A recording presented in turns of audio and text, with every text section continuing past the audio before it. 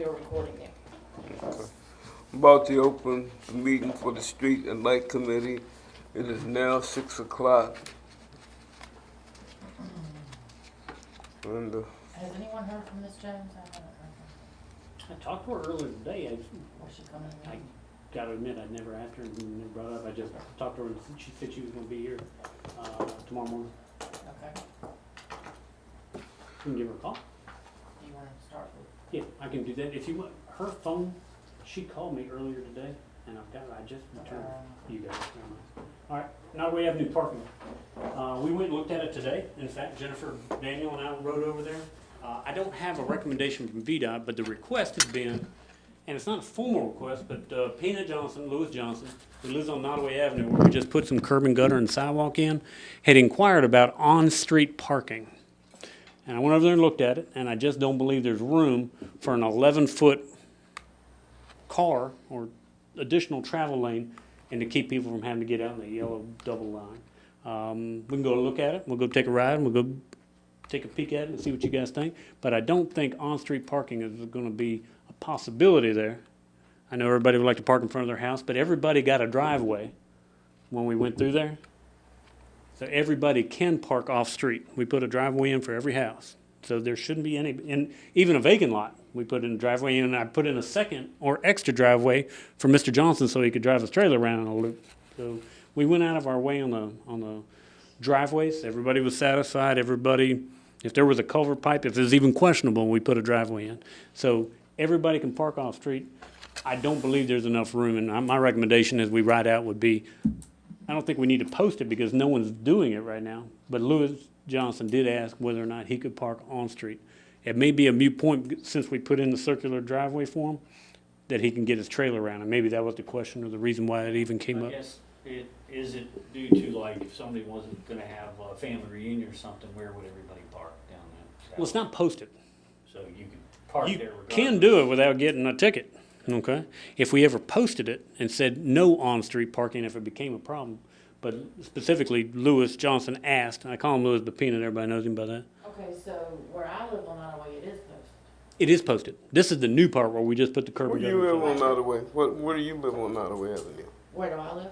I live, near Maven and Gravett. Near Nottoway Manor Apartment. Yes, near Nottoway Manor. So, and I have a driveway, but, so you're saying you would not allow it on where I live, but you would possibly allow it down there? Or shouldn't it be like for all of Nottoway?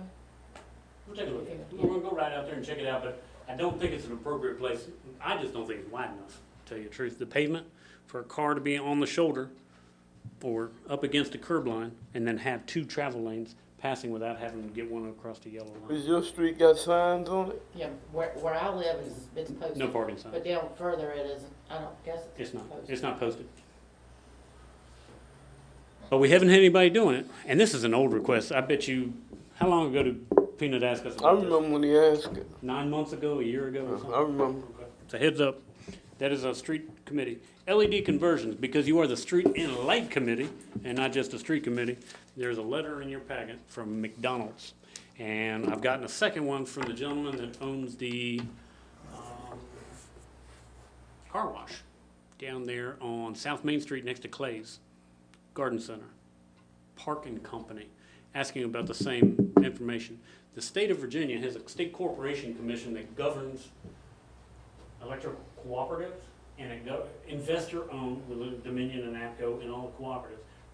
We're a municipal, so you guys govern our power system. All right? Southside Electric and Dominion do this. They reimburse different businesses if they'll put in LED type equipment. The request has been made by McDonald's, and I think it has merit. And if it's something you guys would like to proceed on with as a committee, then I can bring you the same one that Southside Electric uses or Dominion Power uses. Now, there is some reimbursement. It could be in the tens of thousands of dollars. I mean, if you get a big facility. So you Now, could we recoup any money back from SEC that you're not from this purchasing from state, them? not from State Corporation Commission. No, SEC, Southside Electric. 'Cause aren't we We buying don't- some of their power? No, we buy directly from Dominion. Oh, Dominion. We buy Okay, from cool. Can we Dominion. get back from them? And we buy a little bit, believe it or not, from the federal government through the TVA dams and that sort of thing out Southwest Virginia. We pay about $4,000 a month to the federal government, and the difference is paid to Dominion Power directly. Okay? We don't buy anything from Southside. Okay. Would Dominion entertain giving us any rebates back? Well, if I we think do where that? we try to find some rebate is if we can also, perhaps at the same time, work on some things to reduce load during peak demand times. Our bill is really predicated on that peak. Today was hot. This could be the peak so far in August. Now, we may get some hotter days, but I'll bet you the power is spinning at your house right now because it's hot. If you got the air conditioner on, she's flying right now, okay? This is probably the highest usage. What I'd like to do is find a way, and this, we don't need to hold Mike Freeman up if this is something you guys would be interested in doing, but what I would like to do is ultimately work on more programs where we try to reduce voltage and we reduce consumption during demand periods. Okay, it's gonna take more effort and energy and coordination and notifying people and cut off your stuff or we don't need you starting in the winter time at 7 o'clock. Is there a way you can do variable start motors or slow starts instead of all at once at 7 o'clock in the morning on a cold December day? Is there a way we can do graduated cut-ons, maybe at Rice or at the primary school or things like that? Ultimately, that's gonna get our bill down. Will we get any money from Dominion on this? I don't think so. I haven't asked, but I don't think so. But I'll certainly ask. And if they would credit us back half of it, then we've made progress. But I would like to at least bring you a draft of an ordinance to look at and see if that has merit for the town. But it could cost us some money. I mean, but Dominion and Southside already do this kind of thing. They do. Because the State Corporation Commission says you shall buy renewables, you shall do these, you shall provide for solar. I mean, we're saving this Mhm. money by using LED lights. Okay. Please read it, and I will, if it's agreeable, Mr. Chairman, I'd like to get a draft of the policy that Southside uses, and just bring it back to you guys, or email it to you, and see if you guys are agreeable, and maybe at the next meeting that we have for the street committee, then we all sit down and move forward with it. I make a motion that we let the town manager draw up a draft and bring it back to us. An LED reimbursement policy. LED reimbursement policy. Second. All in favor, say aye. All right. I think everything else that we've got is to take a ride in the bus. Okay, I've got 4 trees, 1, 2, 3, 4 trees that I can think of that we'd like to show you. One of them is still pretty robust, but the lady's pretty insistent that it needs to come down, but I will ask for your guidance. It's on town property? I don't think so. I haven't surveyed it, but I don't think that one's on town property. It's a live tree, it's not dead either.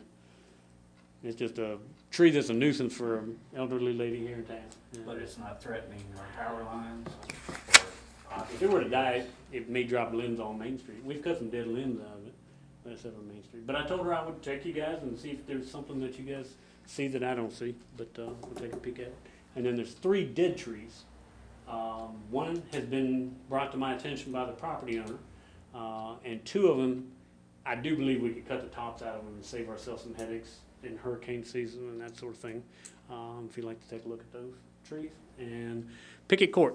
This is something in Christine's district, and something that was brought to my attention by Paul Lax when we surface treated Pickett Court last year, or earlier this year. And remember, all we did was put down a tar and gravel, or a tar sealant. So we really didn't raise the elevation of the tar, or the asphalt. Mm-hmm. And there really is very little room for water to go down the curb line and get into the drop inlets. It needs to be done, but I want you guys to take a look at, and so we can prioritize. It's gonna be an expensive project, it's gonna be pricey. And right now, we have a contract per drop inlet, the contract with Jason Walker, which includes redoing the whole thing with a manhole cover, and then I'll have a front throat, okay, a face throat, not a grate on the ground, because leaves get into that daggone thing. We like them go in there. Those are $5,100 or $5,200 a piece per Jason Walker's contracted price. Okay, and we'll have to do some pipes. So something like this is a $20,000+ project. How many of them are over there on Pickett? I can show you 4 of them. There's 2 right at Paul's, and then there's a sister 2 on the, where Gus Blackwell Jr. lives, if anybody knows who that is, kind of on that end. As you go in, on both sides of the street. But at the same time, I think we need to look at the culvert pipe while we're in there. Is that a water drop come in there? There is water right here. It's from the air conditioner. It came out of that air conditioner duct. Huh, all right. You got me there. Yeah, it's been going on for a while. Yeah. I get that. I get that. But we do need to look at the culverts as well. It's all 1942 construction. You know, you can see that they put them in. It's really just the lid of it is just a concrete lid with 4 cables on it that you can pick it over the back of. It's not fancy. We're talking at least 20 and upwards of that if you replace them. Okay. Maybe something we need to do sooner rather than later, simply because water has nowhere to go. I guess it's going to go over top of the curb and just go through somebody's yard. But I think this is the genesis of probably a construction project. But it's also the genesis of what do you want to do with the parking at Pickett Court? Instead of spending money and doing something and finding out we got to move it, I would sure like to know. And Paul has sent an impassioned letter to the previous council. I think he's made an impassioned plea to you to work on either no parking or eliminating parking or moving the curb in on the inside loop. And we have a price for that. Because you Moving can't water get the main fire back. trucks through there. It's, You can't get you can barely get my truck. That van, if we go through there today, I'd be surprised if we don't have to dodge and duck and that sort of thing. So before we make a decision, I'm cool on doing this stuff with Paul. I'm sorry, Tom. And I get it, and it needs to be done because it really is inadequate. But let's put it in the place where we want to put it. If the council's going to decide, hey, we're going to move the curb back 8 feet, so be it. Give another lane of parking, and then you would potentially have one good lane in the middle for a fire truck or a garbage truck or something like that to get through. But let's take a look is at there it. curb and gutter in there now? Yeah, but it's really How old. old is it? 1942. So if you look at it, there's been so much asphalt put in it, there's probably 2 inches of concrete exposed, maybe 3 inches. You ready to take a ride? After, Jennifer kept on showing me your notes, the mayor has made an impassioned plea to the previous council to put in curb and gutter on the side of his property on Virginia Avenue. Okay? He's got a problem with a culvert pipe under his driveway. He's got a very steep driveway. The logical solution would be to put curb and gutter the entire length of the north side of Virginia Avenue. The adjacent property owner, Mrs. Cummins, said, thanks but no thanks, I don't want any curb. And Billy doesn't want to tangle with Ms. Cummins. He didn't want to force it on her, he didn't want to take a vote to do the whole block. He's asking for something that's atypical, not unheard of, because if you go right across the street, you'll see the town only did a half a block there. He's asking that a half a block be done. It'll work drainage wise because there's a drop inlet literally at his and Miss Cummings' property lines, okay? And would go around and would save having to put more pipes and all that sort of thing. He's asked if we add that to the agenda.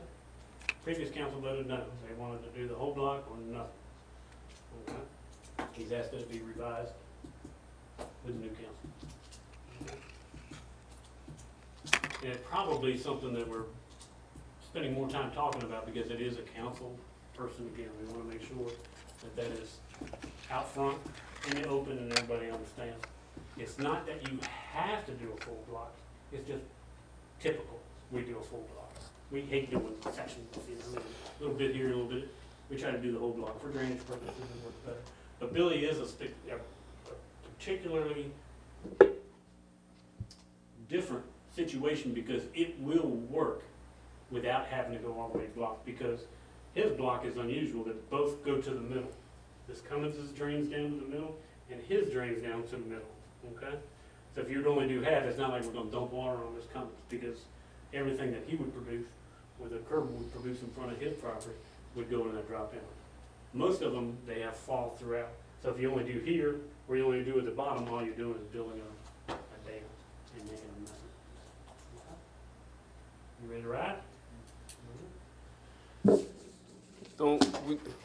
What about the last item? Doesn't something have to be done with this last item you just brought up? I think we're gonna come back and vote on these items after we look at them. Is that what you'd like to In do? the past, we have like made the votes on the bus, as we're riding around looking Oh, at stuff, we'll make the vote then. Or if you that's wanna okay come with back here, we can do them. We can on do them all camera. here, or we can do them on the Well, doesn't make bus. any difference when we go. Because usually as we go, You we'll right. make the vote. So, do we have a paving